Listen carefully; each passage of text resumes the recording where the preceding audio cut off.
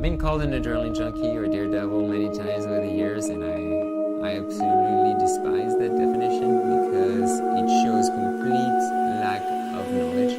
These are people that have never taken a risk in their life, but if you take a risk just for the risk, in my opinion, that's super idiotic and short-sighted. It's not going to end well. Nice and smooth. 3, 2, 1, see ya! What's up? I'm Matthias Germain, aka Super Frenchy. I'm a professional mountain athlete specializing in ski base jumping, ski mountaineering. Shit, I fucked it up. If you're going to jump, you got to get up on the rail and do a gainer, all right? See ya! I'm pretty bad at keeping track of how many jumps I've done. I would say it's anywhere between 650 and 700 jumps. I've been base jumping for almost 14 years. We just skied this! Oh my god! Oh man, did I ski well? Hi everybody and welcome to the cloudready SAP episode of this Ready Set series. So I'm Matt Watts, I'm NetApp's Chief Evangelist, and I've spent most of my career meeting with companies across the world to discuss IT and data strategies, and I'm delighted to be hosting this event today. So you may have seen from the registration for this event, the pressure is on for modern day business. Over the last 50 years, the average lifespan of companies on the S&P 500 has shrunk from 60 to 18 years. There is an ever-growing need to transform your company, its SAP landscape and cloud strategy, to give it the staying power of the world's most successful companies. So the theme for this session is about reducing risk, enabling transformation, and to use the cloud to do more faster. And you can find out more about this if you go to ntap.com/SAP. That's ntap, not netapp.com/SAP. So I think that this is probably more of a US reference, but the guys have asked me to say it. So it's 2 a.m. Do you know where your data is? So let us know what you think. If you want to join in on the chatter and answer the question on the @NetApp Twitter account, go there now. We'd be interested to hear your thoughts and opinions. So we've a packed agenda today. And joining us for the roundtable, we've got Jan Martin Bayen, who works for CBS as a business. They help to carve out companies from larger ones, including carving out those SAP systems and data. We have Keith Townsend, who many of you may know as the CTO advisor, and he provides advice and guidance to companies across the world and has really thorough practical experience of being involved in large-scale SAP projects. And then finally, but certainly not least, we have Max Mortellaro, who is the co-owner and analyst for Tech Unplugged. And he also has many years of experience, particularly in and around large enterprises. So that's the panel. But before that, we have our keynotes. Dave Stump is an SAP IT professional with a strong history in business development. He's responsible for SAP HANA and traditional SAP on RDBMS at NetApp. And we've managed to get him off the golf course today to be able to join us for this session. So thank you very much, Dave. But first up is Matthias Giraud, also known as Super Frenchy. He's a world record holding big mountain skier and base jumper, known for combining both sports. Seriously. He's completed many first descents and ski base jumps across the globe, and he's the only person to have ski base jumped the renowned Alps trilogy, the Eiger, Matterhorn, and Mont Blanc. His exploits have been featured on media around the world, including 60 Minutes, Good Morning America, CNN, and some of GoPro's most successful viral videos. Super Frenchy, welcome to the show. The virtual stage is yours. Well, thanks for having me. Risk and transformation is quite fitting because these have been major variables throughout my career. And so to give you a little history, back in 2012, I'm on top of the world. I'm absolutely killing it. I established myself as a professional mountain athlete, combining skiing and base jumping, as you just said. And base jumping means jumping off anything tall enough before opening a parachute and hopefully landing softly, for those who don't know. So I captured GoPro's first viral video, escaping an avalanche by base jumping of a 600-foot cliff. Ski base jumped off the Eiger, the Matterhorn. I performed stunts for Apple, and my wife was pregnant with our son, so everything was going great. But I was also ready to take my career to the next step by adding alpinism to the mix.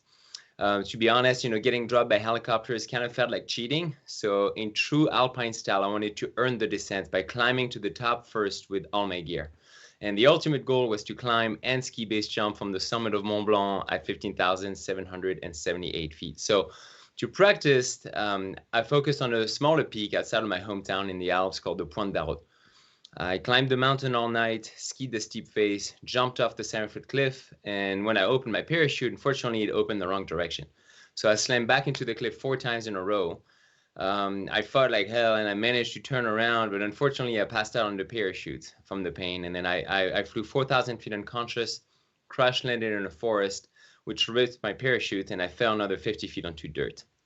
So I was rescued by helicopter. I spent 3 days in a coma. I suffered a double fracture on my left femur, a brain hemorrhage, and to top it all off, it happened 3 weeks before the birth of my son. So my attempt at furthering my craft resulted in a huge setback at the worst possible moment. And I also earned the title of Worst Husband of 2013 by far. So this is my gift to all the husbands present today. Anytime you mess up, you can use me as a reference, because I did the the ultimate, most unforgivable thing as a husband. So, but while I was laying down in the hospital, honestly, I questioned whether I should keep going or not. But, in the words of Joseph Campbell, the black moment is the moment when the real message of transformation is going to come. The darkest moment comes, at the darkest moment comes the light, which means there was actually a meaning to be found in my failure. So first of all, it was a test to my dedication. Did I have what it takes to pursue my vocation? I had signed a pact with myself at the age of 18 years old to commit to my goals no matter how dangerous. So this was what I signed up for, and I needed to live by my word. It is when we fail that our ethos matters most. It's the foundation to our vision, which will help us get back on our feet, hopefully. And then second, well, I crashed because I wasn't as good as I thought I was. So in order to reach my goals, I needed to rebuild myself by going back to basics and paying my dues all over again before gradually increasing the level of difficulty. This was the opportunity to become the athlete I actually needed to be by checking off all the boxes through fundamental retraining. And then third of all, while rebuilding a 2.0 version of Super Frenchie was not only necessary to be a solid dad, but to reach my goals, which also be a solid dad, because my son was about to be born. I had a lot on the line, but in order to be the father that I aspired to be, I needed to self-actualize first and lead by example. So it took me 3 months to walk, 4 months to skydive, 6 months to base jump, 9 months to ski, a year to ski base jump. But while I was ski base jumping again, I wasn't ready to perform in extremely technical terrain yet. So I had to replace technical jumps with creative ones in order to keep the difficulty level at about 80%. So for example, I did a jump of a paraglider, doing a rope swing of another paraglider, a 200-foot rope swing, letting go of the rope, open a parachute, and landing softly. So that kind of jump looked crazy, was aesthetically pleasing, but honestly, it wasn't as dangerous. But my efforts kept me relevant as an athlete while I was reconstructing myself. And I got featured on 60 Minutes Sports. I made the short list of Men's Journal 50 Most Adventurous Men. So indirectly, all this media coverage turned me into an advertising agency for my sponsors. But the real value came with graduating from a circus monkey to a multifaceted consultant. I realized that doing crazy stunts just wasn't enough, so I needed to reinforce my business as a whole. So from 2014 to 2018, I helped my sponsors with a variety of things like product and design testing, marketing strategies. I co-produced several ad campaigns, TV show segments, and I even got hired as a correspondent for news outlets such as NBC Universal for the Secret Life of Pets. If you haven't seen that cartoon, watch it. It's really, really funny. I especially love the French poodle listening to heavy metal. I can kind of relate somehow. But all these efforts pretty much helped me develop a niche. Suddenly, I could fit in a bunch of different boxes and transcend the classical role of an athlete. And meanwhile, I was still getting my skills back and acquiring new ones by skiing and base jumping diligently. And so back on March 22nd, 2019, back in the Alps, I finally succeeded in climbing and ski base jumping the mountain that almost claimed my life and which turned my vision into a reality.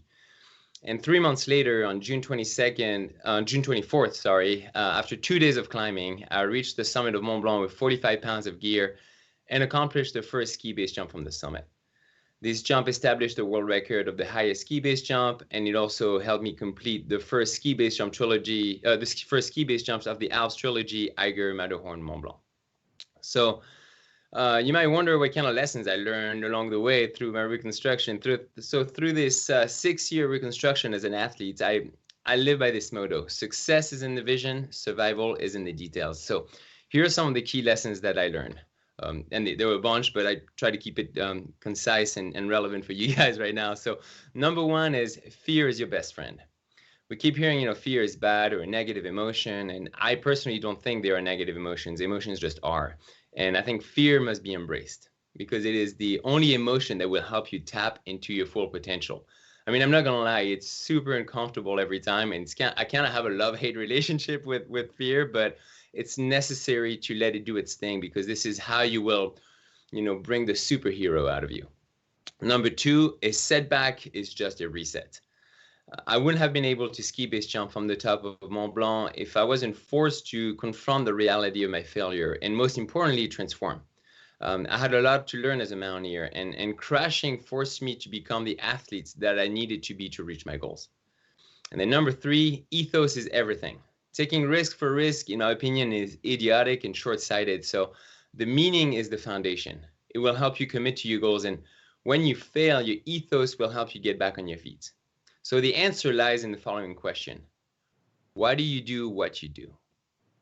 And once you have figured out the why, well, you got to figure out the how, which brings to number four, practice how to react and adapt.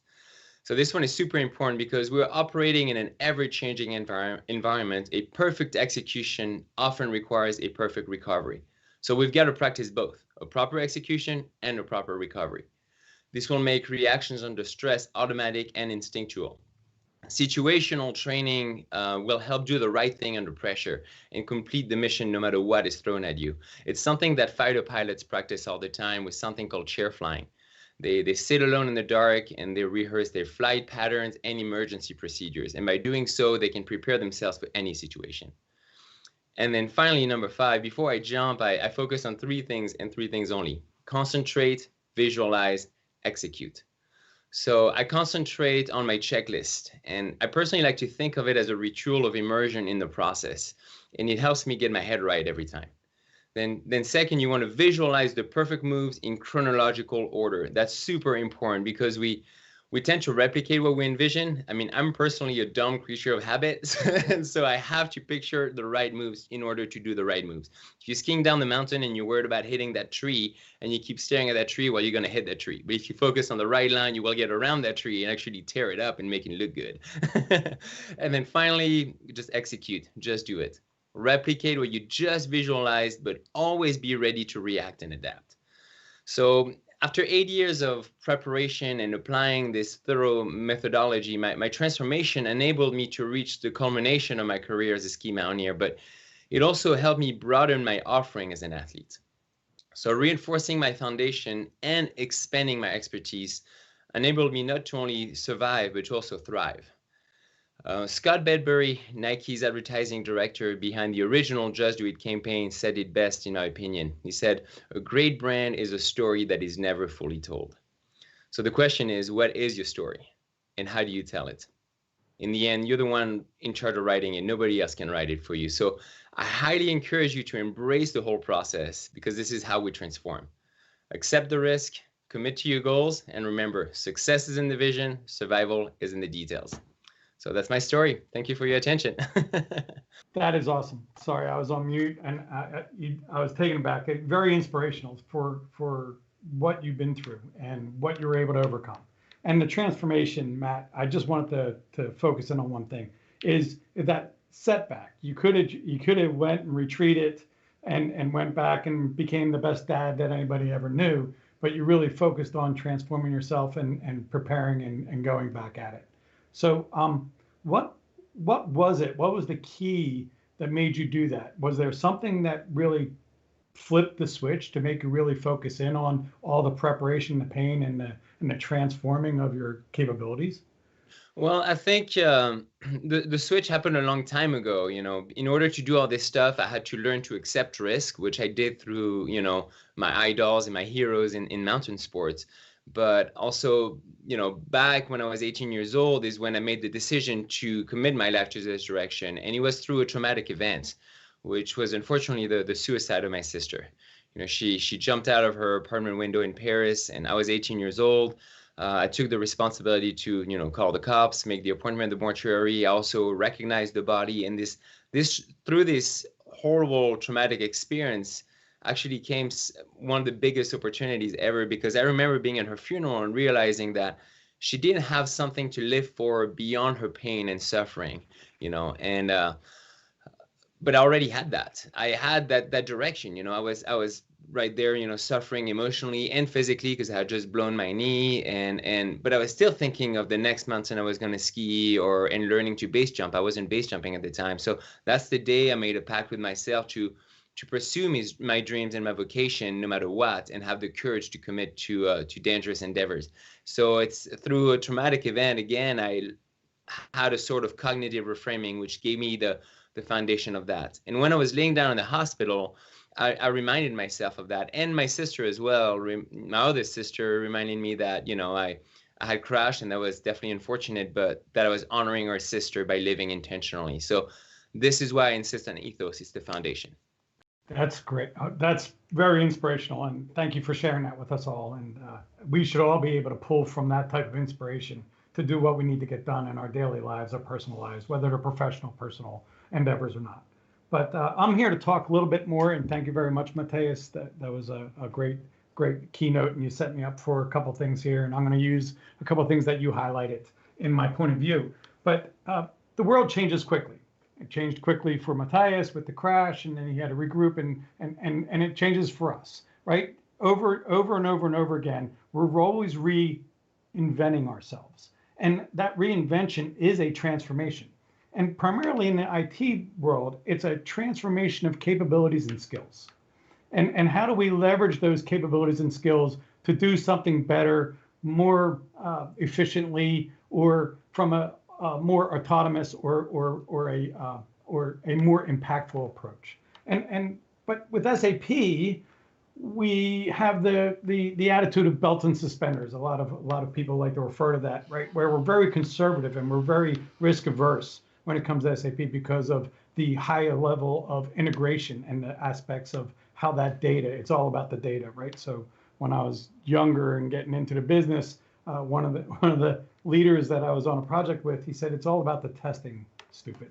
And the reason why you test is to make sure it's that preparation that Matthias talked about, right? It's the over and over and going through in the preparation and focusing to eliminate any of the variables that eliminate the unknowns. So the only thing that's left when we go and jump into that go live, right? Whether that go live is an SAP go live or doing analytics in the cloud, or something of that nature, when it's AI or ML and the lights on you and they're going to flick the switch and all the users are going to campaign onto your platform. When you do that, the only thing you want to have left is the fear, right? You want to be nervous, because if you're not nervous, there's something wrong, right? So you want to have that pit in your stomach. So. And when we look at this, right, we talked about SAP and being conservative and trying to be wary. We also need to transform in order to survive, right? And the reason why we need to do that transformation and the survival tactic is because there's others out there that are competing against us, right? You think Matthias is the only one that's out there doing base jumping, the only one that's trying to capture those sponsorships, right? We're all out there competing for something, for whether it's visibility, market share, clientele, etc. So, and when we look at that, we really need to go back and look at, are we going to stay stagnant and become stale and die of attrition, right? Attrition, just like if we don't use our muscles, if we don't go out and walk, if we don't, right? Matthias went through an injury, and I'm sure many of us have, right? I broke my ankle. When my leg came out of that cast, there was atrophy, right? I had to rebuild the muscles in my calf, my ankle, my foot in order to start running again, right? We have to focus in on that. And when I talk about that in our transformation and digital transformations, we need to look at the testing and the iterative aspects of that testing. So the other thing that I like to highlight is where cloud, right? We're here talking about cloud and cloud capabilities and how NetApp has focused and pivoted and started offering our capabilities, data management, risk management, and capabilities of rapid system provisioning and data provisioning within the cloud platforms. Matt talked about it earlier. He'll reiterate the capabilities that you guys can go and test out for free in the multiple cloud platforms that we offer this. So from an SAP perspective, I really see it as the next evolution of SAP and SAP delivery to our clients. We have some really great panelists here, several with SAP experience, all with data experience and how to manage data in a more agile and a more efficient approach, right? So I really want to focus and close out maybe my time with one last question for Matthias, and I really want to go back to survival is in the details. So if you could close us and move us over into, and then I'll close and move over into the panelists, but which details were most specific for you to rebuild yourself? So was it in the physical details or was it the mental details? Well, that's a very good question, actually. So there's obviously, I think my physical execution actually of the jump when I crashed was almost flawless. There was just some technical things I needed to change on my gear, but the biggest part of it was the mental approach. And I think the biggest problem, there's a variety of things that happened at that time, right? But the main thing is I had tunnel vision. I was just overly focused on the jump before even reaching the summit. I was 80% committed to jumping instead of making my decision at the top. I used to apply an 80-20 ratio where there's 80% chance I'm going to jump, 20% chance I'm going to turn around. Now I apply a 50-50 ratio. I don't make my decision until I reach the top, and then there's a 50% chance I got to get down the mountain and a 50% chance I'm going to do the jump. This way that forces me to be, omnipresent and hyper aware. Instead of being like a Labrador chasing a ball and being like, oh my God, I'm going to jump this thing. You kind of want to be agile like a mountain lion, and that was the problem. I was so focused on the jump that I just ignored the changing variables and the weather. That's the main thing. Tunnel vision almost killed me. Perfect. So that leads me to my last couple things and my key takeaways on my point of view, right? And it's really about the mental aspects of this, right? So we can use technology, we can drive things, we can do testing, we can do recursive testing, et cetera, et cetera. But it's really about the attitude and the will to jump, right? To jump from the clouds, or in our case, jump into the cloud, right? So we really need to have that faith that what we've done in the mental preparations and all the physical preparations are there in place for us to jump and land on our feet. So if we do that, we can do that, and I see cloud as the next aspect and the next evolution for companies that want to thrive and survive. So with that, I'll look to Matt to get us introduced into the panelists, and let's have a good, healthy conversation. So thank you very much, Dave. Thank you very much, Matthias. And Matthias, I just wanted to say, and I think I speak for everybody on this call, and certainly everybody who's watching this, that we're all very sorry for your loss, and I think absolutely inspired by the strength, the motivation, the focus, and what you were able to take out of it. So I just wanted to put that in before we moved on. So thank you both for the inspiration and for the insights that you've given us. But to transition us out, I think I wanted to pick up on something that you said, Matthias. Base jumping from a paraglider. I think your definition of doing something not quite as dangerous is very, very different to mine. Well, I feel like an illusionist sometimes, it's like I figured out that trick. Oh my God, it looks crazy, but it's not that crazy, I can assure you. Well, the tricky part about that is that we had 3 pilots involved.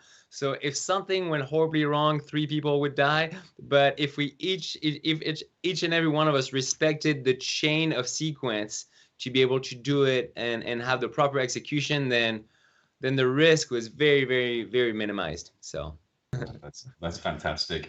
And so I think, as we go into the panel session, I think, people do fear change, and I think, we're all like that. I think it's in our nature. We get very comfortable in the positions that we're in. And I think right now, with the world changing as rapidly as it is, both for ourselves and for our businesses, to be more comfortable to embrace change, I think is more important than at any time before. And I think as leaders in the organizations you work for, then it's so important for us to be able to show people how much better something could be, or show them how much better it could be for them personally, and encourage them to want to get to that place, because that will help them to embrace change and be able to personally help them to more adapt. So before I just jump into the panel session, just again, one quick call to action. If you want to try Azure NetApp Files or Cloud Volumes for Google Cloud for your SAP transformation free, then just head to ntap.com/SAP. So, gentlemen, the theme so far has been about reducing risk, enabling transformation, and to use the cloud to do more faster. And I'm going to come to you first, if that's okay, Keith. I know you've been involved in a number of SAP projects, but maybe even more importantly, in your kind of CTO advisor role, what advice can you offer to companies who are looking to embark on a large SAP project, or even a large enterprise project that maybe has some risk, especially when you've now got the cloud element and that the cloud may be a big part of that?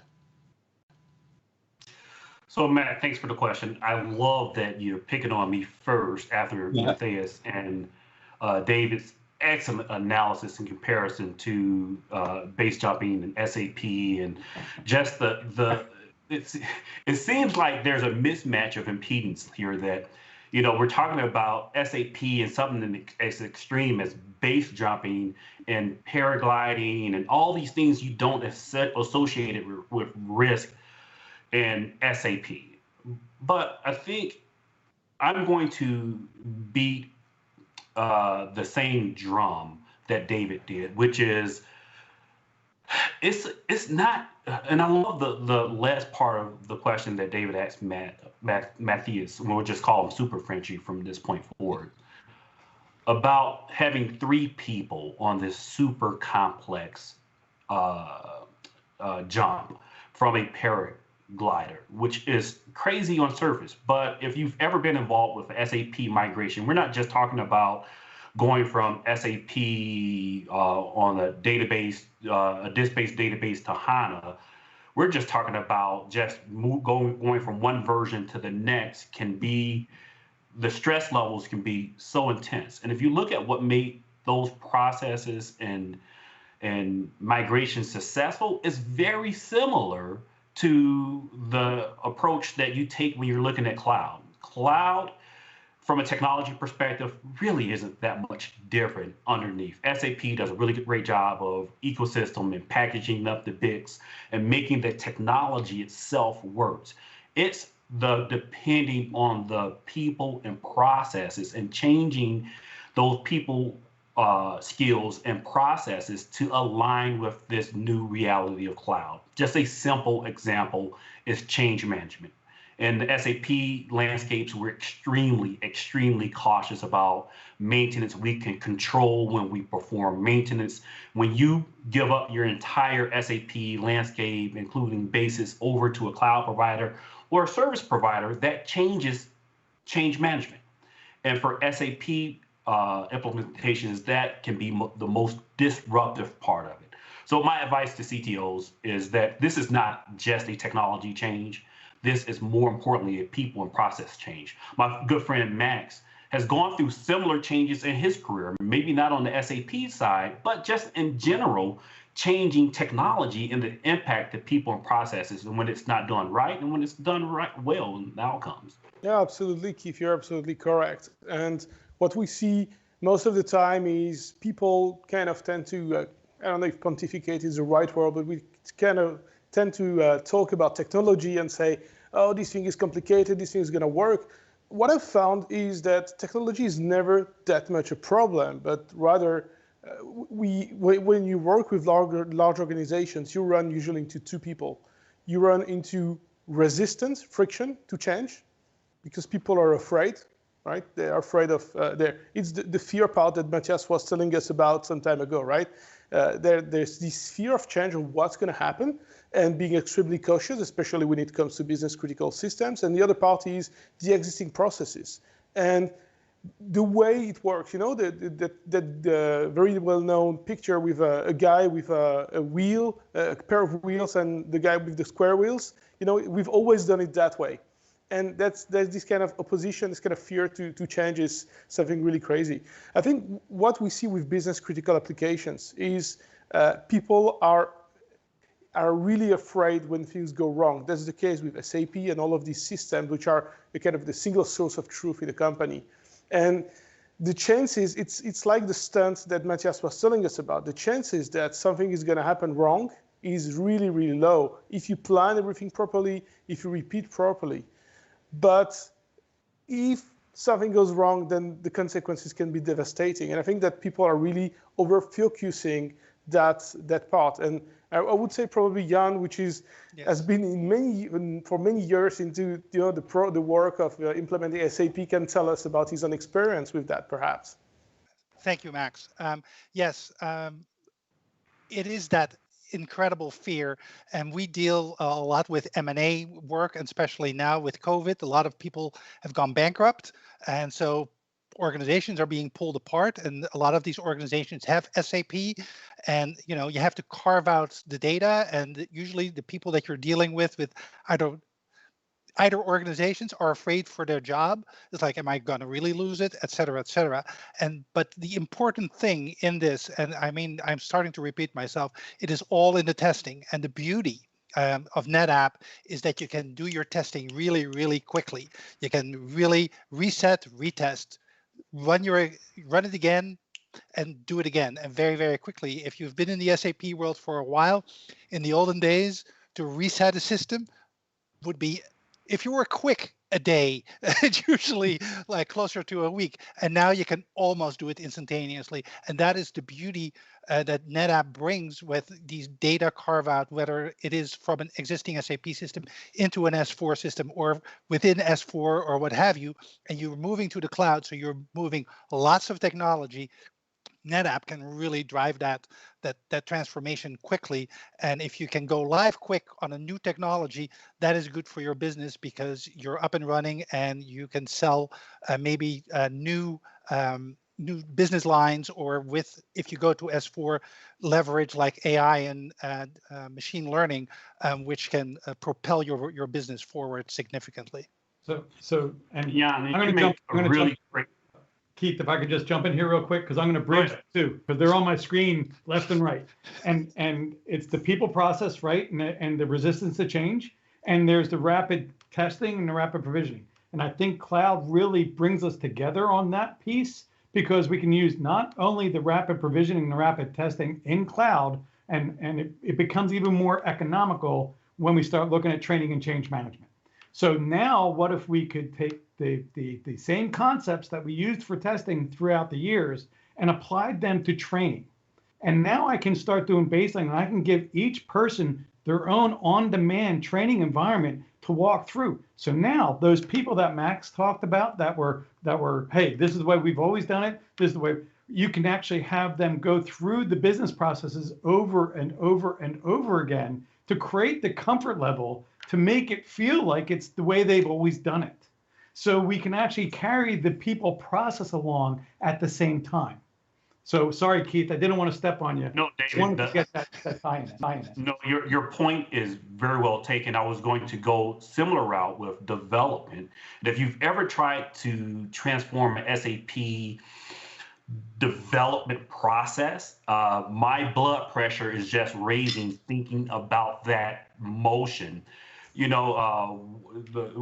SAP introduced the capability of creating mobile apps, the idea of being able to look at your system of truth record and then push that out to sales teams to make them more agile, or to customers to do self-service and a digital transformation. But it's going to take me 6 months to stand up that development environment. David, I'm sure you've run into this in your practice where people just want a development environment.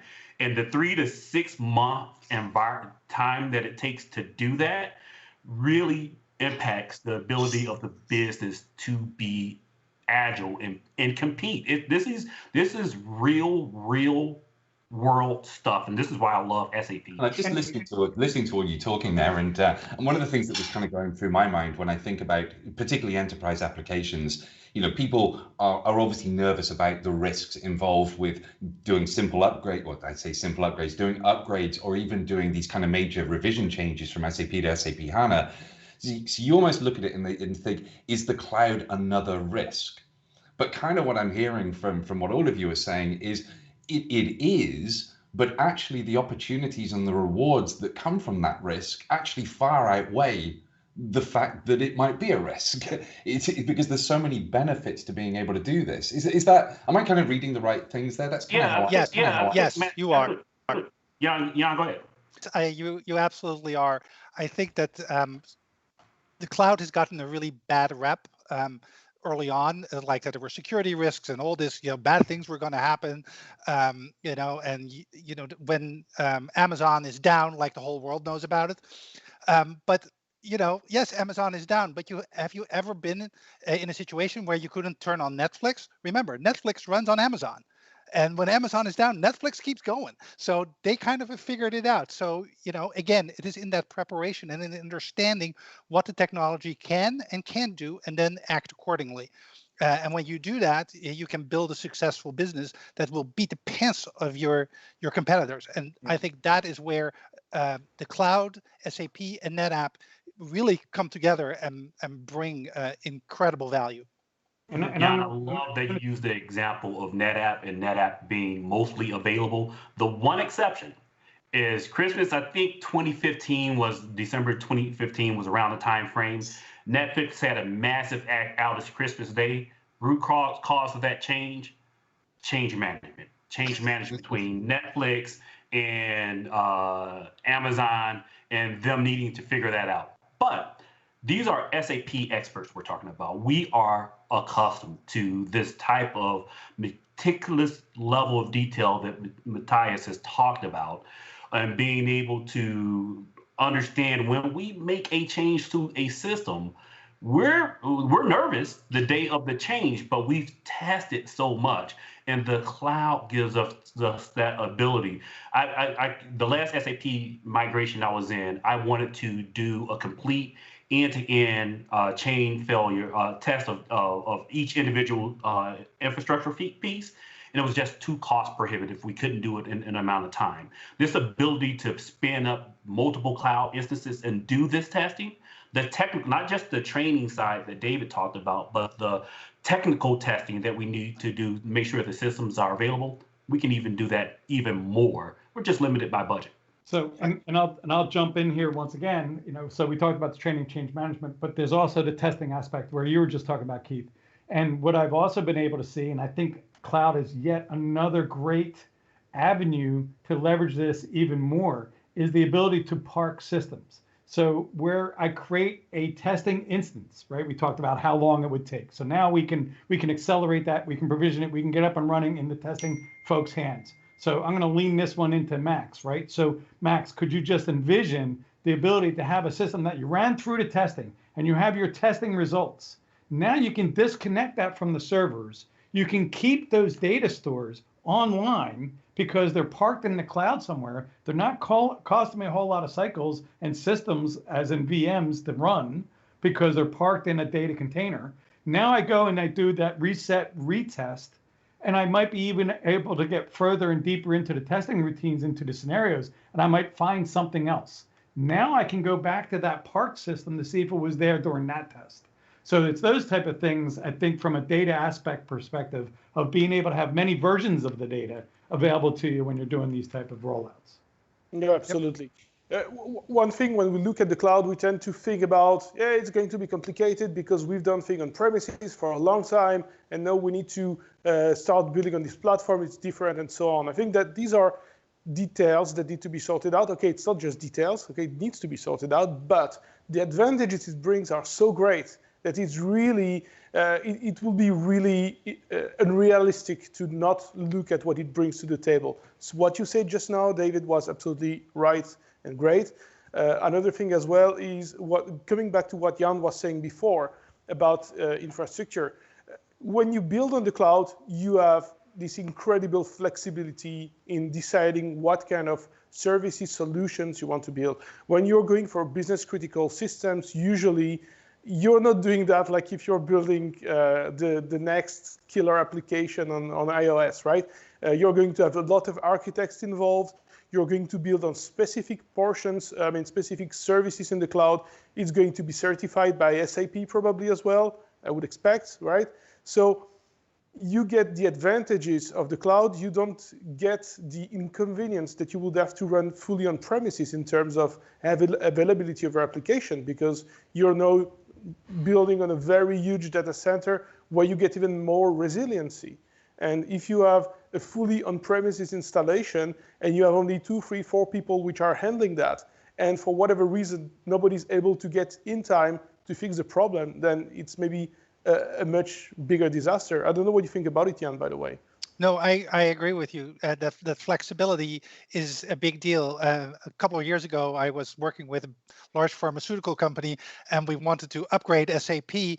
And I walked into the data center, and they said, "All right, now you point at what server is going to get out of this data center and where your server is going to go." And I was like, "What do you mean?" He's like, "This data center is full. There are literally not enough electrons coming into the building to support your server if you want a new one."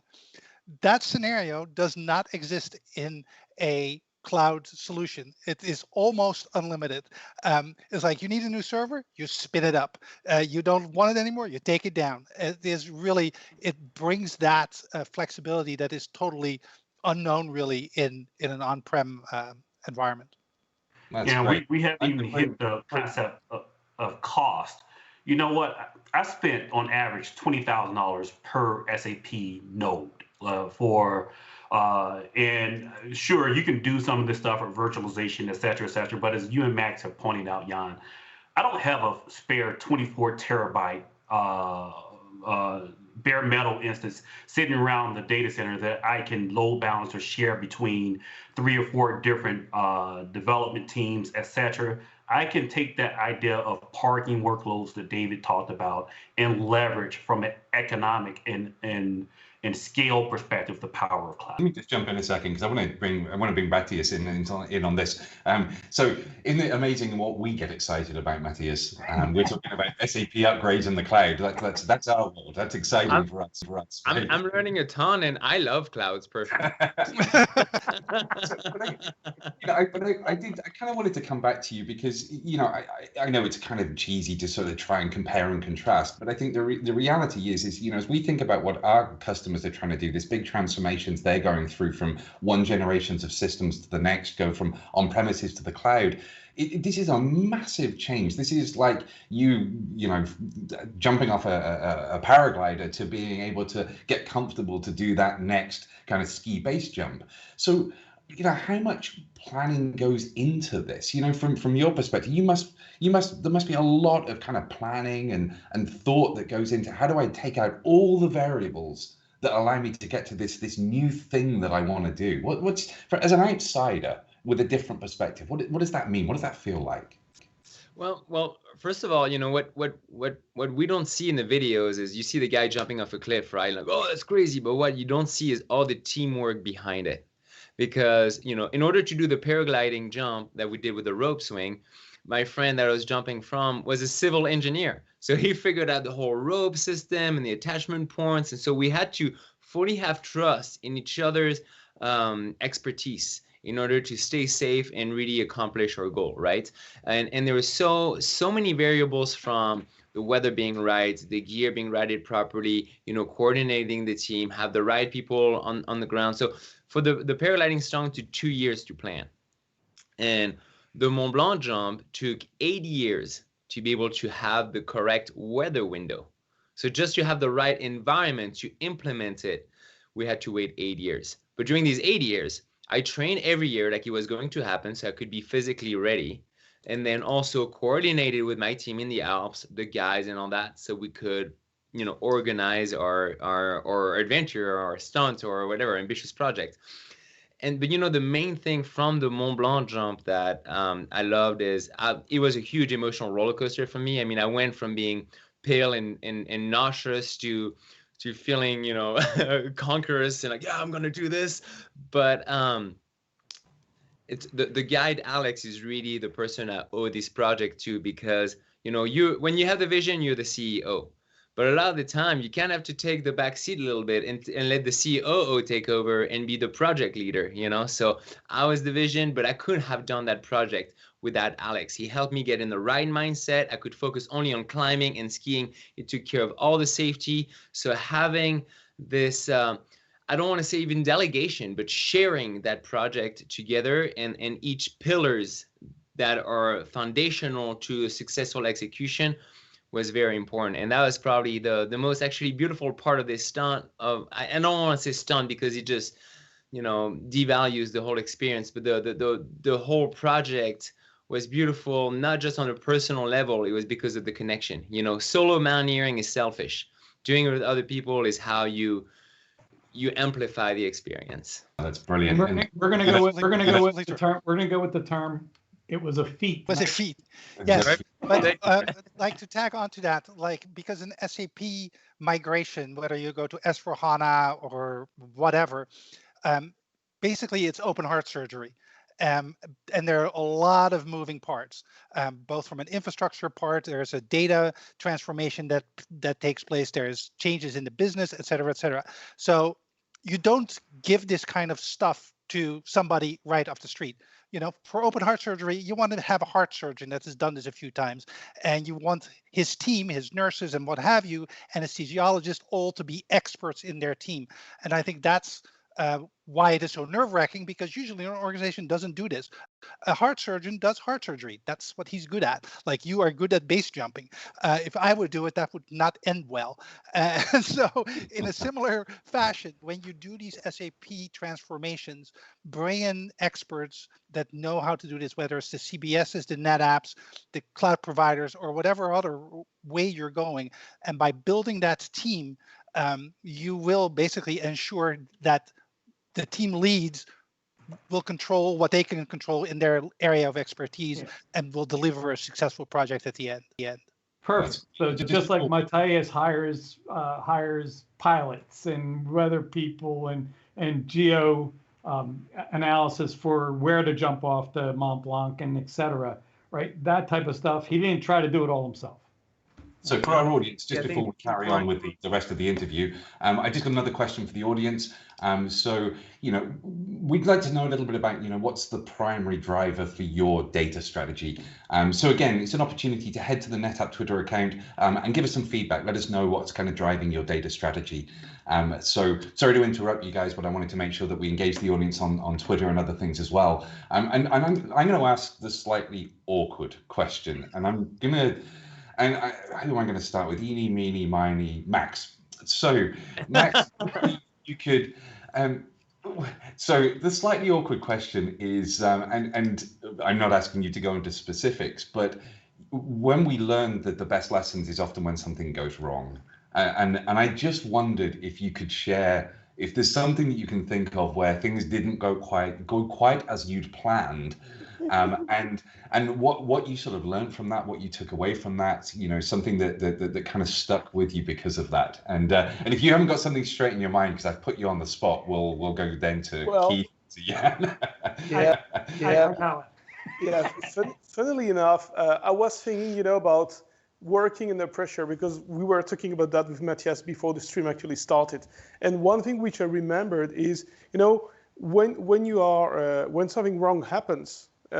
He was talking about this kind of training that jet fighter pilots are undertaking, and when you have your mindset clear on how you need to do things, even if something wrong happens, then you can tend to be very mechanic and systematic about, okay, this thing goes wrong, and I'm going to fix it systematically this way, figuring out the root cause issue and so on.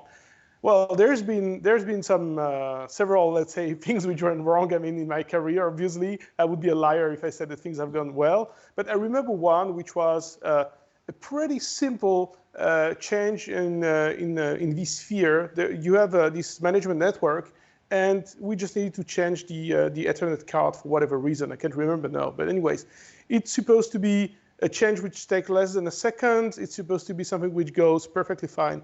Well, Unfortunately, we had run through the entire set of, because it could bring the entire environment down if we didn't go well, right? If we did something. So we just checked every single setting, everything. We had the full checklist, like Matthias says, before his jump.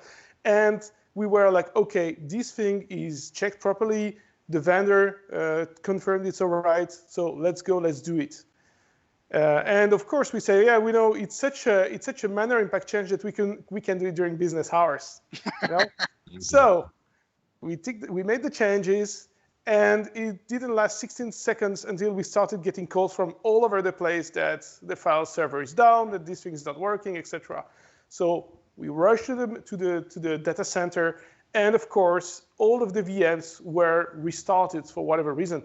And we found out when investigating that our checklist was perfect, but there was one little thing which needed to be configured on the switches, and it's I think it's the fast up, or my colleagues.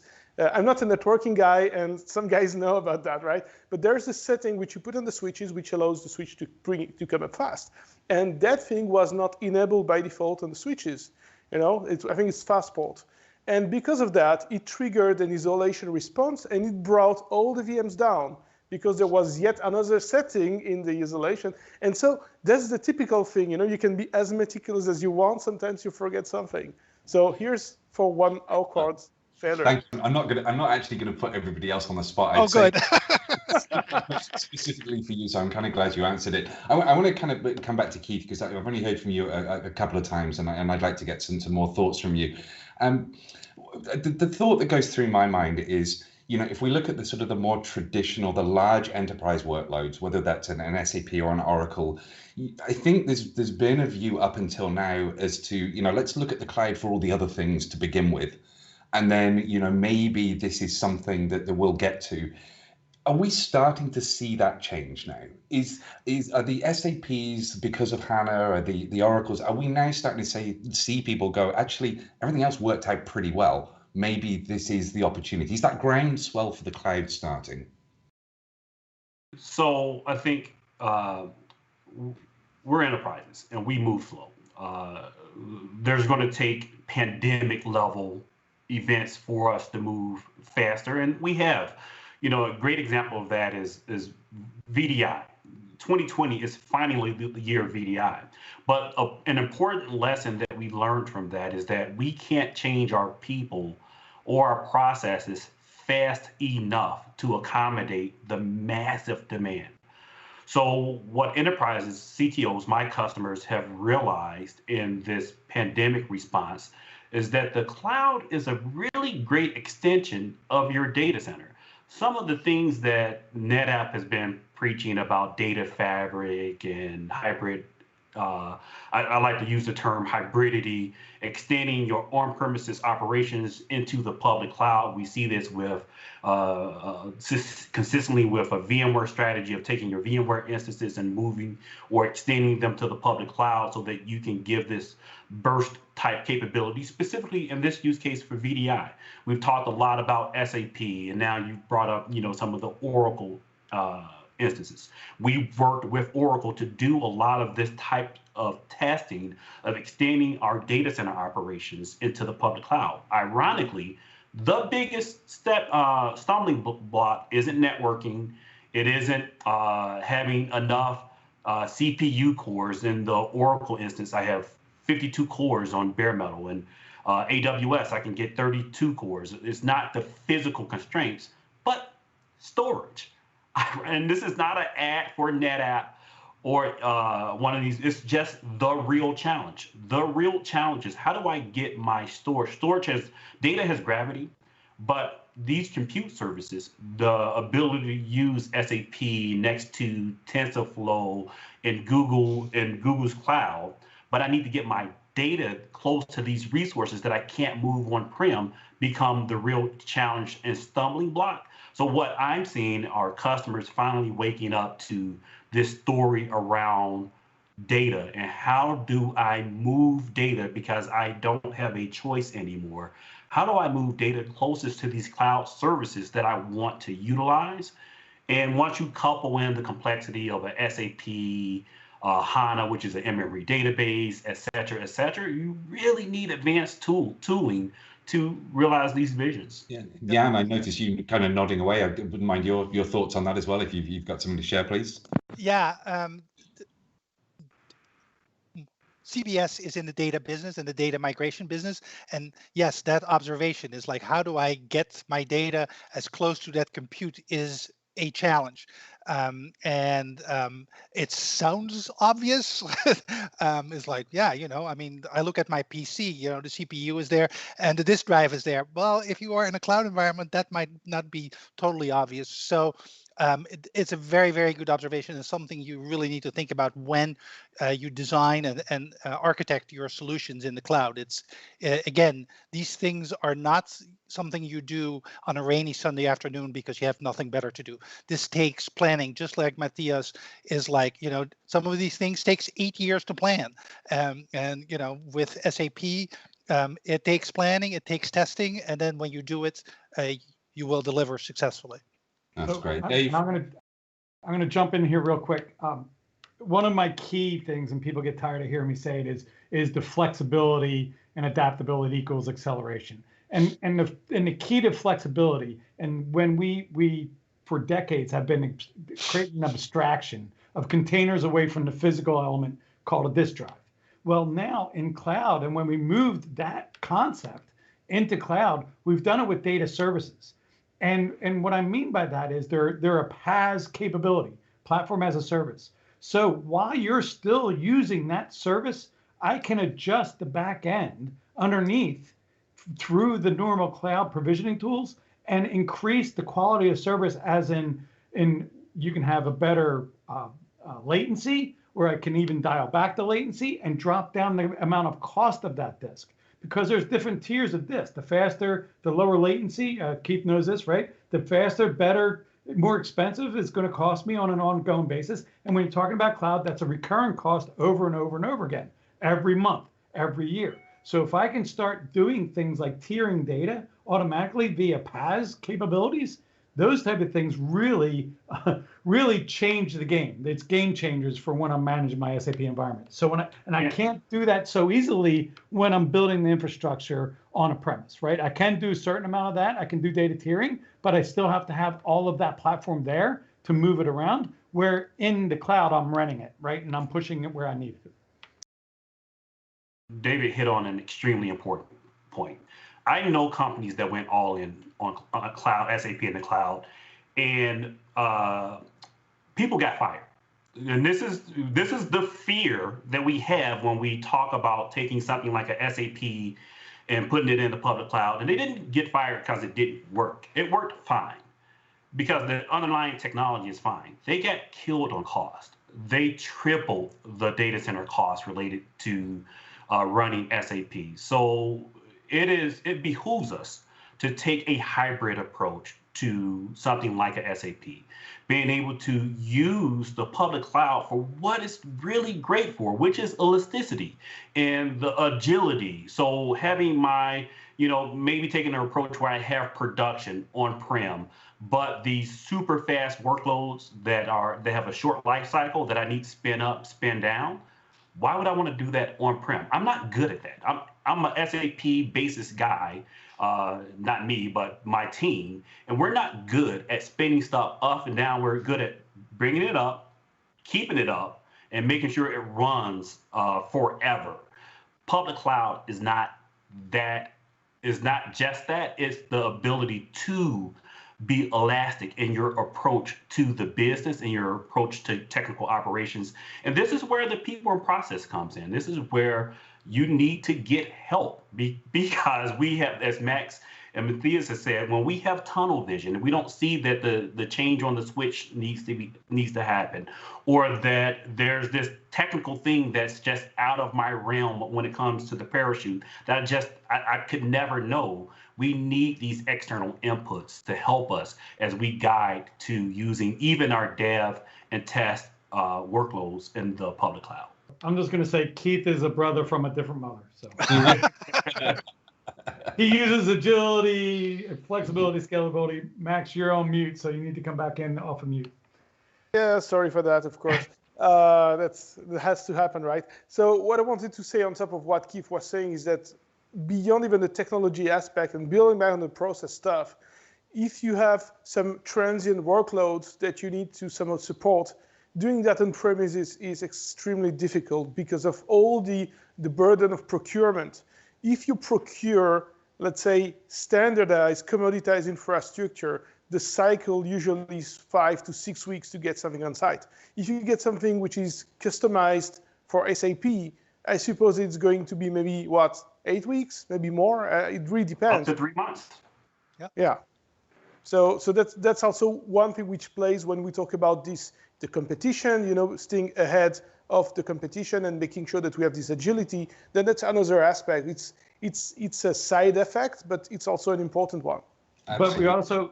But we also need, I'm sorry, Matt, but we also need to focus on what Keith just said is now you have that ease of procurement. Now you can easily get into sprawl and too high hyper growth, right? And people start consuming too much. So you really need to make sure that you have the guardrails set in place so you don't end up with those surprise bills and lose your job, right? So yeah, absolutely. So the ease of procurement's great, right? You don't have to go through that procurement cycle anymore. But sometimes that's a double-edged sword, right? If people just, give me more, right? Hit a button. Right. And I think, Dave, you're definitely hitting a point here. It's like for a long time, the cloud was sold as like it is going to be cheaper, less expensive to run in the cloud than on-prem. We've got to stop that. That's just not true. It's like you don't move to the cloud because it's less expensive. It's the elasticity and the agility. That's where it's at and not at cost. But that's probably for another conversation. And I think that's actually a perfect point for us to kind of, we've been chatting for way too long. Kind of always happens when you put a bunch of guys like ourselves in a room. We love talking about this stuff, and but I think we kind of came to a natural point there where I think the cloud offers us that kind of ultimate in flexibility and agility, but it's a limitless pool of resources. Therefore, you've got to have controls and checks and balances in place to make sure that you balanced all these things off. So I guess to sort of finish this section, I'll come to you first, Dave, and then I'll give the other guys a chance to have a think. Any sort of final thought or a final point? Give me your Twitter answer as to kind of what you want people to take away from what we've been talking about. It's really comes down to the mantra that we opened up the call with, right? Transform to don't transform to survive. Transform to thrive, right? So really transform to take it to the next level, as Matthias did, right, with the triple, whatever it was called. I'm sorry, I didn't catch that piece of it, but where he did the 3 different jumps and the trifecta, I'll call it, right, of base jumping. But let's focus on the transformation. Let's not look at the negative aspect of it, but let's look at the positive and change for the better. Great. And Keith, maybe a final kind of comment from yourself. Yeah, you know what? It's hard for me to follow Dave because we just have the same thoughts. This would be the Twitter. The Twitter response is I'm just retweeting David. So that's my. Anyone want to do a retweet with comment? Maybe Max, anything you want to add to that? Yeah. So obviously, it's about the transformation, and transformation is never just technology. It's people, process, technology. If you're a technologist, we like to pride ourselves on how smart and how thorough we are. You can't outthink as a technologist this big of a problem. You need help. Right. That's great. And Jan, maybe come to you for a final thought as well. Oh, thank you. It is very difficult as a technologist to remind myself and many others that the technology is there to support a business. And so in this case, moving to S/4HANA, moving to the cloud is to transform your business. And that is a scary thing. And as Keith said, you need experts to help you on that journey. And we are here to help you. And Max, you dodged the question the first time. It gave you a few more seconds to think about it. So I'll come to you. I'm at the very end, and I'm going to be extremely boring and very repetitive. But again, it's always the same thing, and it's just for SAP. It's for every application ever. It's never technology for the sake of technology. You need to have a purpose into what you're doing, And you cannot just, decide that you're going to build a transformation project just because there's a new version which is out or because it's running somewhere else. You need to do that because you have a purpose to do. You need to have a business challenge. It may be agility, it may be speed, efficiency, whatever. But you need that purpose to go along. And with that, I think that's my closing comment on the topic. Max. And Matthias, I need to come to you one final time. I just want to get a sense for you. What's the next big thing? What are you planning at the moment? What's your big SAP cloud migration as we'd like to? As Mont Blanc was the ultimate goal, but it is a stepping stone, obviously, towards bigger projects. I'm fully incorporating alpinism and ski alpinism. So, climbing for 1 or 2 days with crampons and ice axes to ski, a 50-degree slope to a big, ice wall. So now I'm looking at more high altitude ski-based jumps. So I have an exhausting list of things that I'm trying to achieve in the Alps and all the way to Pakistan as well. So that's the next stage of my career. That's wonderful. And I think I speak for myself. I know the other panelists, and certainly for everybody listening, we would be delighted to have you back at some point in the future to hear a little bit more about some of your experiences. You've been a real inspiration for us today. So, I think on that note, Matthias, again, thank you very much for joining us. And it's been a pleasure listening to you. And to all the rest of the guests, from Max to Keith to Jan, and of course to Dave. It's been a pleasure having this conversation. I knew we'd go long. We're techies. You put us together, we talk. And, but I think there's been some really interesting points that have come out of this. And so thank you all for kind of joining in and for helping. Hoping the audience stayed with us. I hope the audience stayed with us. Yeah, exactly. So on that, there's just a quick reminder for people that we talked a little bit about kind of NetApp and cloud and what we're doing for cloud.